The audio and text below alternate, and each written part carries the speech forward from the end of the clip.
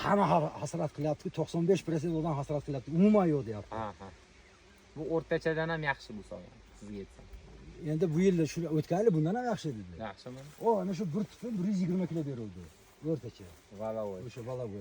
Uni ham yerigan bo'ldimi, yaxshi. Ammo shunisi muammo shundaki kalibr nima emas. Korzinkaga 30 belish olayotgan bo'lsa, bizdan kelib 25 dan olyapti. Sabab mayda oldi. Mana buningiz norma bo'lgan. Bu mana valavoy ko'p solsa o'zi mayda bo'ladi-da, abdolgani.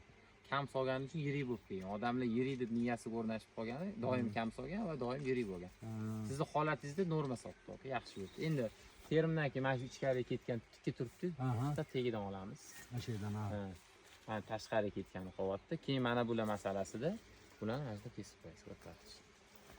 Issiqda kesasiz, 10-iyunlarda kesasiz. Shu kelayotgan terimdan keyin taxminan 10-15-iyunlarda bitirib qo'yasiz.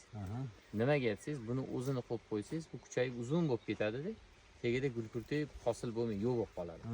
Siz buni kesganingizdan keyin pastki qismi 2 yoshli kurtik hosil qilib mevaga yotadi. Bundan chiqadigani mavsum oxiriga borib kalta shox bo'lib to'xtaydi, tugaydi. Endi gilosda 1 yoshli tegi beradi, faqat sharti bor. Qachonki o'sha 1 yoshli novda sekin o'ssa, kalta bo'lsa, kuchayib ketganda tegida bo'lmaydi meva.